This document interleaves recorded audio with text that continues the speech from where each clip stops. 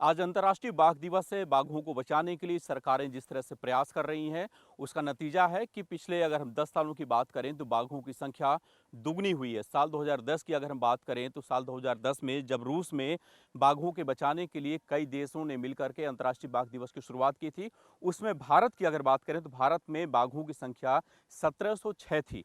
लेकिन सरकार की कोशिशों का नतीजा था कि 2018 में इनकी संख्या 2967 हो गई और 2022 के अगर हम अनऑफिशियल आंकड़ों की बात करें तो लगभग 3500 से अधिक बाघ इसमें भारत में पाए जा रहे हैं। सरकार की कोशिशें रंग ला रही हैं और जिस तरह से बाघों के संरक्षण के लिए, संवर्धन के लिए प्रयास किया जा रहा है, उसी प्रयास की कड़ी में गोरखपुर में आज एक कार्यक्रम का आयोजन किया गया, जिसमें तमाम जो बाघों को बचाने के लिए एनजीओज काम कर रहे हैं, सरकारें काम कर रही हैं और साथ ही बाघों के संरक्षण के लिए जो तमाम लोग काम कर रहे हैं वो एक छत के नीचे इकट्ठा हुए और पूरे देश और विदेश से भी यानी नेपाल से भी बाघों के संरक्षण के लेकर के जो तमाम एक्सपर्ट हैं वो आए थे, उन्होंने अपनी राय रखी। तो उत्तर प्रदेश में पहला कार्यक्रम गोरखपुर में आज हुआ है। बाघों की स्थिति क्या है और किस तरह से गोरखपुर के चिड़ियाघर में जो बाघ हैं वो पूरे अगर पूर्वांचल की बात करें तो एक नज़ीर बने हुए हैं, क्योंकि यहाँ पे एक सफ़ेद बाघिन गीता को लाया गया है। अमर यहाँ पे जो बाघ है वो अपनी शानदार चाल के लिए और कद काठी के लिए जाना जाता है। मैलानी एक बाघिन है, तो पूर्वांचल में सबसे बड़ा अगर कहें तो केंद्र बाघों के संरक्षण का और उनके संवर्धन का गोरखपुर चिड़ियाघर बनता जा रहा है। हमारे साथ डॉक्टर योगेश जी हैं जो इन बाघों को देखते हैं, इन बाघों की खुराक के बारे में। सर, अगर हम बाघ की बात करते हैं तो जेहन में एक हैवी एक लगभग 200 किलो के लगभग का एक जानवर हमारे उसमें आता है, भारत का राष्ट्रीय पशु भी है।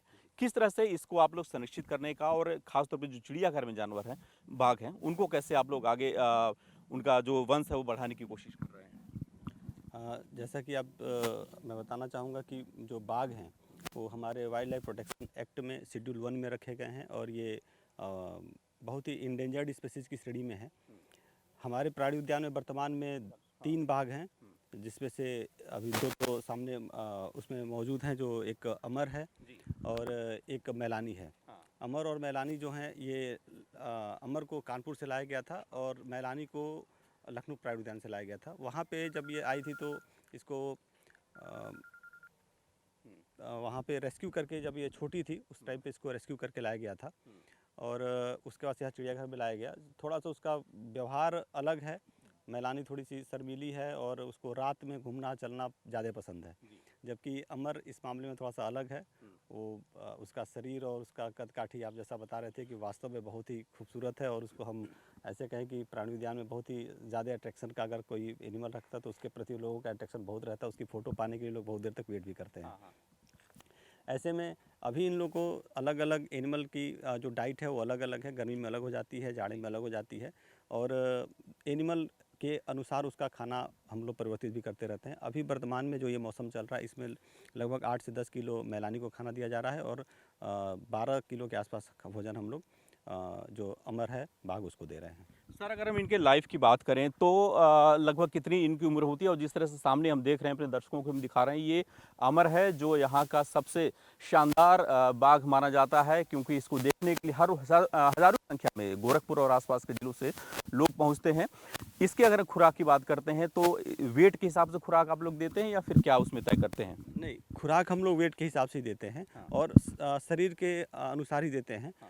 इसमें क्या होता है कि इनका जो जीवन काल, अभी आप जो पूछ रहे थे कि इनका जो लाइफ स्पैन है वो अलग अलग है। देखिए, चिड़ियाघरों में इनका जो जीवन काल है थोड़ा सा बढ़ जाता है और वनों में थोड़ा सा कम होता है। चिड़ियाघरों में बढ़ने के पीछे जो कारण होता है वो ये होता है कि यहाँ पे इनकी जो देख रेख और जो खाने का जो वो है वो पूरा हम लोग मेंटेन करके रखते हैं। जबकि जंगलों में थोड़ी सी ये एक समस्या रहती है कि ये कभी कभी जो कुत्तों का शिकार कर लेते हैं या गाय भैंस का भी शिकार कर लेते हैं।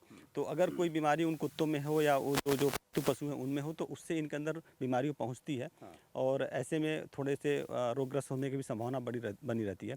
लेकिन प्राणी उद्यानों में तो हम इनका पूरा वैक्सीनेशन से लेकर डिवर्मिंग, समय पे डिवर्मिंग करना, समय पे वैक्सीनेशन करना और बिल्कुल इनके आहार को बिल्कुल डेली रूटीन पे चेक करना और तभी उसको देना, ये एक हमारा रूटीन प्रोसेस है। उसको पूरा फॉलो करते हैं, इसलिए चिड़ियाघरों में इनका जीवन काल थोड़ा सा ज़्यादा ही संरक्षित हो रहा है और बढ़ रहा है। सर, एज ए एक्सपर्ट आपसे हम जानना चाहेंगे, बाघ या जो भी इस तरह के जानवर हैं हिंसक कब होते हैं? क्योंकि तमाम जगहों पे हमने देखा है बाघों ने इंसानी बस्तियों पे हमला कर दिया, लोगों को मार दिया। तो वो परिस्थितियां क्या इंसान खुद क्रिएट करता है जब ये जानवर जो है, जो बेजुबान है, वो हिंसक हो जाते हैं? बिल्कुल। अमूमन यही होता है कि हम जानवर के घर में घुसते हैं, जानवर हमारे घर में जल्दी नहीं घुसता है। हम ही जंगल की तरफ ज़्यादा जाते हैं, जब जो लोग जंगलों में चले जाते हैं और फिर जब उनका कोई नुकसान होता है, कोई किसी जानवर के द्वारा उनके ऊपर चार्ज कर दिया जाता है, तो ये होता है कि नहीं जानवर ने हमें मारा है। जबकि होता ये है कि हम उसके घर में गए हैं, तो ये तो हमारी अपनी गलती है। तो हमें अपने सुरक्षा के लिए और इन वन्य जीवों की सुरक्षा के लिए सबसे अहम बात यह है कि हम जंगलों में ना जाएं और इनका जो हैबिटेट है उसको डिस्टर्ब ना करें। अगर कभी किसी एरिया को टूरिज्म के लिए बनाया गया है, तो उसको बहुत सारे अच्छे नियम और कड़े नियम बनाए गए हैं। उन नियमों के पालन करते हुए आप घूमें, अपनी जानकारी इकट्ठा करें और अपने आप को इस काबिल बनाएं कि आप कंजर्वेशन में कुछ सहयोग कर सकें।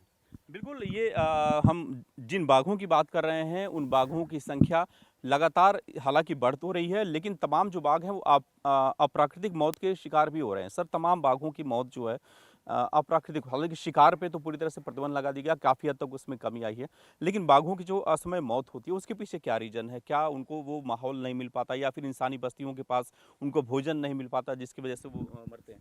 हाँ, अभी मैंने बताया ना कि जैसे मान लीजिए कि कोई वन्यजीव ऐसा है, या टाइगर की बात कर लें, लेपर्ड की बात कर लें, ये क्या होता है जब इंसानी बस्तियों के पास चले जाते हैं तो वो एक तो ईजी प्रे के उसकी वजह से चले जाते हैं, और ईजी प्रे के अब उसमें उनके चक्कर में ऐसे समझ लें कि उनको आसानी से एक शिकार मिल जाता है। उसमें जब ये शिकार के पास पहुंचते हैं, शिकार कर लेते हैं, तो ये तमाम ऐसे जो हमारे पालतू जानवर हैं, ये बीमारियों को भी कैरी करते हैं। उनके बीमारियों की वजह से एक समस्या आती है कि हमारा असामयिक मृत्यु हो जाता है। दूसरा, जब ये जब भी कोई वन्यजीव किसी पालतू पशु को खा जाता है, तो एक ग्रामीणों में एक अलग तरीके का आक्रोश पैदा हो जाता है उसके प्रति, और इसकी वजह से भी लोग उसमें कभी कभी ऐसा भी होता है कि जो किल होता है, जो अगर किसी जानवर को इसने मारा है तो उसको खाने के पहले गांव वालों को पता चल गया तो गांव वाले जाके उसमें जहर मिला देते हैं। इस तरीके की भी समस्याएं आती हैं जिसकी वजह से अप्राकृतिक मौतें हो रही हैं। बिल्कुल, इन बाघों के संरक्षण के लिए जिस तरह से काम किया जा रहा है उसकी स्थिति की अगर हम एक डाटा की बात करें तो भारत की अगर पहले हम बात करते हैं तो भारत में सबसे अधिक जो बाघ हैं उनकी संख्या मध्य प्रदेश में बढ़ी है, उसके बाद कर्नाटक में, फिर उत्तराखंड में और फिर महाराष्ट्र में। अगर हम 2006 के आंकड़ों की बात करें तो 2006 में मध्य प्रदेश में जहां 300 बाघ थे वो अब बढ़ करके 2018 के आंकड़ों के हिसाब से 526 तक पहुंचे हैं। और उसके बाद दूसरा नंबर आता है कर्नाटक का, जो 2006 में 290 बाघ थे, वहां पे अब 524 बाघ 2018 के आंकड़ों के हिसाब से हुए हैं।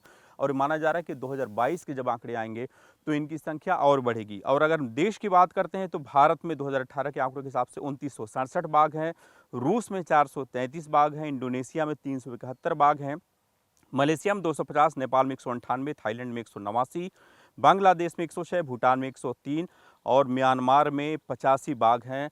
यानी कि अगर हम कुल आंकड़ों के हिसाब से देखें तो भारत में जितने भी बाघ हैं वो पूरी दुनिया के बाघों का 70% बाघ भारत में पाए जा रहे हैं। और भारत सरकार की कोशिशों का ही नतीजा है कि बाघों की संख्या लगातार बढ़ती जा रही है। और यही कारण है कि जब इस तरह के सम्मेलन, जब इस तरह के वर्कशॉप आयोजित किए जाते हैं तो उसमें जो तमाम एक्सपर्ट हैं वो मिल करके एक अपना एक बात रखते हैं, अपनी एक जो कार्य योजना है उसको रखते हैं और कोशिश होती है कि उस कार्य योजना पर काम हो। और बाघों के संरक्षण के लिए जिस तरह से तमाम कोशिशें हो रही हैं, तमाम जो प्रयास हो रहे हैं और इस तरह के जो इंटरनेशनल जो बाघ दिवस, अंतर्राष्ट्रीय बाघ दिवस मनाए जा रहे हैं, इन्हीं कोशिशों का नतीजा कि भारत में एक बार फिर से अब जंगलों में बाघों की दहाड़ सुनाई देने लगी है। वीडियो जर्नलिस्ट दीपक श्रीवास्तव, न्यूज़ 8 गोरखपुर।